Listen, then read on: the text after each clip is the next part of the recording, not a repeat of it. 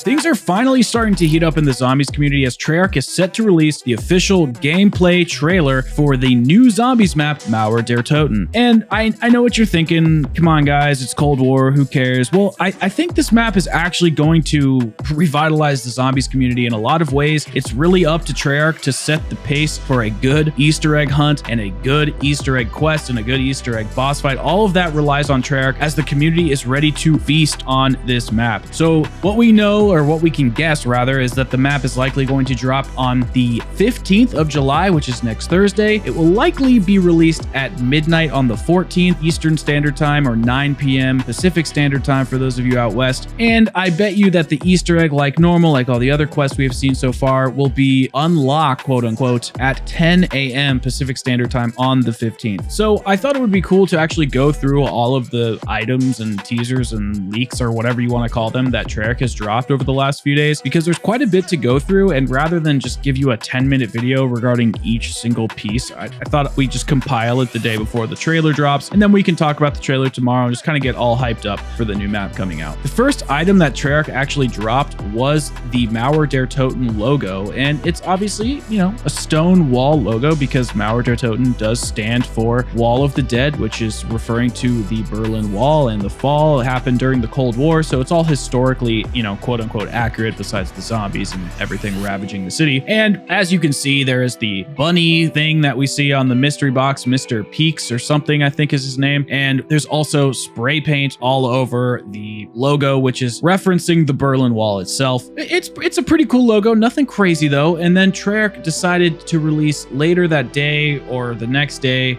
a still image of the map from afar. And as you can see, nothing too crazy. It's just a wide shot of Mauer der Toten. We can see some things on fire, some cars destroyed, and we really did not get a good indication of what this map was actually going to look like. And I gotta say, when we get into some of these later teasers, it really blew my mind that the way Treyarch is going about this. I did not expect them to pull the stops out on this one. I thought we were going to get another, you know, base kind of thing like Firebase and D Machina. They're just kind of army hotspots. They're not really locations that you want to sink your teeth into. This looks like a traditional round-based zombies map, but we're going to get into that in just a second. So like I said, on this image, you can see that there are some bad guys or something purpley glowing off to the right. And later in some of the other teasers, we're going to be able to see the other side of that map where those purple dudes are hanging out. So we get into the third teaser, which is an actual black and white image. And if you compare it to the previous image, this is coming from the left side. So if you were to walk up that street, turn left, and then turn around, you actually can see all of, well, I guess the disheveled city of Berlin, the Korber building, stuff from the campaign. And we have a message on it that says, Colonel, it has already begun. Time is running out. Gory. Is this referring to Gregory Weaver? I'm assuming. I'm not sure. I don't care that much about the story, but it is interesting to see Weaver is finally kind of getting his time to shine in the story, as so far it's all been about Samantha Maxis, and for good reason. I mean, she's definitely a better character at this point. Wait, what? Wait, hold on a second, guys. I'm getting some interference in my headset. What the? Guys, yo, it's me, Mr. Dalek JD. We're finally going to get inside Kino, guys. This is it. We're in Berlin. What the hell We're finally are you doing here, here, guys. dude? No way. It's this it. This is really it. Honestly, I'm not really that big of a fan. I don't really understand why you're on my channel. I just wanted to tell everybody, guys, that this is finally, we're going to be inside Kano. All those clickbait videos that I made are for real, guys. Mr. Dalek JD. Yeah, but everybody knows that, you know, you were lying about that because you were referring to Outbreak and you saw a chandelier. And now we're actually going to Berlin. You think people are going to believe you? Can you just get out of here for a little bit? All right, guys, I'll come back later. All right, guys, bye. It's Mr. Dalek JD. Guys, I'm really sorry about that. That wasn't really my intention. I don't really understand how we get in here. I'll have to lock my studio up better next time. I'm sorry. So let's get into our fourth image. This is the fourth teaser from Treyarch. It is a newspaper. It's a Berlin, whatever, the Berlin Herald or something. I don't know what the hell it's called. It says cover story is working. Requiem asset is in place. So I guess they just leave their sticky notes around for their diabolical plan. It's not really a good idea if you're a bad guy to leave your shit around. You should probably pick that up. But it says explosion at checkpoint, chemical gas leak, quarantine in effect. And then at the bottom, there is some text that says West Berlin, an explosion linked to a nerve gas stockpile has officials from both sides of the city urging residents to stay clear of blah, blah, blah, blah, blah. And then it's cut off. So this kind of gives us an indication of what we're going to possibly, be up against. Obviously, right now, we are fighting for the bad guys, which is Omega. Requiem is still on our side, but Requiem is trying to probably come in and get us. But we're going to be carrying out Omega's, bidding, so to speak, because at the end of our previous Easter egg inside of the Outbreak quest number 2, the bad guy, I forget his name right now, Krevchenko, he crashed our helicopter, killed our pilot, and then he captured us. So that's why we can see the Requiem assets are in place, which is us. We are these assets. So it's kind of cool that we're going to be working for the bad guy, but to be honest, the story is so just not interesting. There's no cutscenes. It's not very cinematic, and I like that stuff. I'm sorry if you don't, but the intel, there's so much of it. I don't care. The game is not replayable enough, in my opinion, to hunt for all this extra intel to dig into a story that doesn't have any characters. It's just paid for operators in the shop. It's just not interesting. So we get into our next teaser, which is the report, the KGB Spetsnaz Special Operation Group Omega. And it's basically, I'm not going to read it. You can read it on screen if you want, but it's talking about how Valentina, the girl on the right, who we saw in the cutscene of Firebase C, she's actually turning on Omega, and she's playing Requiem and Omega, and I think she is going to eventually be the bad guy that we're after. It's going to be a plot twist, and there have been some leaks indicating that. I don't want to show those, but if you want to dig around, you can find them. So then we finally get our first teaser trailer, and this had to do with, obviously, Berlin, because that's where we're going. And in this teaser trailer, which I will have up on screen for you, we can see that our character loads into a dark subway station, which we have played the subway station so far inside of Onslaught and the 2v or 3v3 multiplayer maps, whatever. I can't remember what it's called, U-Bahn station. And you can see that the train comes through, it's on fire. We have some really great ambiance. We get up to the city, and then now we can see from the other side of where we were coming in. So we're now on,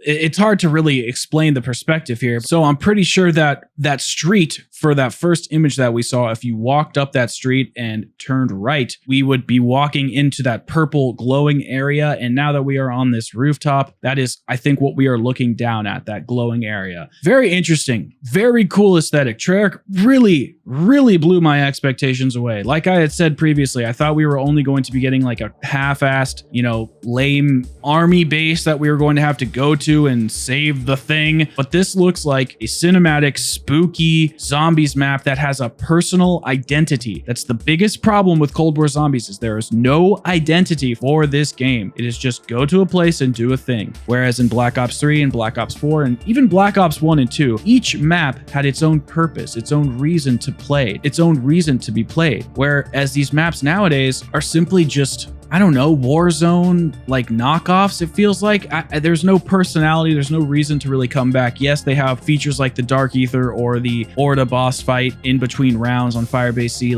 I get that those are gimmicks and those are reasons to play the map, but they're few and far between. They're not something that you can really sink your teeth into via an Easter egg or a boss fight or a side quest. These maps just really need more life built inside of them, and I think we're going to be getting that with Marauder Toten, especially after seeing these teasers and these teaser trailers. So if we go on to our 7th image, this came over the holiday weekend of July 4th. We finally got Mule Kick coming into the game. I don't really care about this perk. I don't see the point of having it inside of the game now. We're so far past that point. It doesn't even matter. The way they have nerfed the ray gun and the DIE and the Ray K, it's just purposeless to have those weapons. So while it might be fun from round 1 to round 30 to have a Ray K and to have a DIE machine and to have the ray gun, it's much more efficient to have a shotgun and an M16 or something like that, since the meta surrounds those two weapons. Everybody in the community just uses those when they're going for high rounds or trying to do a quest or trying to do a speed run. That's what they use. So the wonder weapons have no reason to be used at this point. They're not even that great of wonder weapons, so Mule Kick is not going to do anything for me as the standalone perk that it is. I am definitely interested to see the hype in the tiers, but we haven't heard anything about that other than that the perk is being announced. And I think we did see this in the teaser trailer. We possibly saw the machine. The machine is obviously behind this. It's cool. It has a little saloon thing. I think we're going to see that in the reveal trailer tomorrow. It's possibly in the second version of the teaser trailer. We're going to get to that in a second, but I can't really tell. So then we had our 8th and 9th and 10th teaser that kind of dropped, I think, yesterday and today. So our first bit of information is the LT-53 Kasamir Prototype, which is a tactical weapon that we're going to be using. People are comparing it to the Gersh device, and I think the reason they're comparing it to the Gersh device is because of the name Kasamir, which has something to do with Gersh, and he created something that had to Kasamir Prototype. I don't really know. Who cares? It's some stupid lore shit that I don't know. But what this says at the bottom is the LT-53 Kasamir temporarily opens a portal into the Dark Ether using technology developed from Redacted. The LT-53 absorbs objects in a small radius and teleports them, co-developed with Redacted. This sounds just like that trap that we used in Firebase Z where we captured the frickin' mimics and stuff. Didn't that send things to the Dark Ether or capture their essence from the Dark Ether? It sounds like it's the same thing, but just like a Gersh device version of it. Not terribly excited about this. I'm not trying to hate on Treyarch, and I don't think this is necessarily regurgitated, but all of the specialists from previous games just felt so epic and so experimental and so much fun, and now everything just kind of feels like a lab weapon. It was created in a lab by a doctor. It's a lab weapon and a doctor made it. It's like, all right, cool, I guess. So now we move on to our number 9 teaser, or whatever you want to call it. This is the Cerberus conversion ready binary repeat. What? Wait, I'm getting interrupted again. Did you say Cerberus? Dalek, what the hell are you doing back? Wait a minute. The new wonder weapon in Toten is called CRBR-S. If you pronounce that out loud, it's Cerberus, a reference to the 3-headed dog in Greek mythology that guards the gates of the underworld to prevent the dead from leaving. Do you mean to tell me 3-headed dog in Kino confirmed? Dalek, what the hell are you doing here? Nobody. Oh my Kino God. confirmed! 3-headed dog confirmed!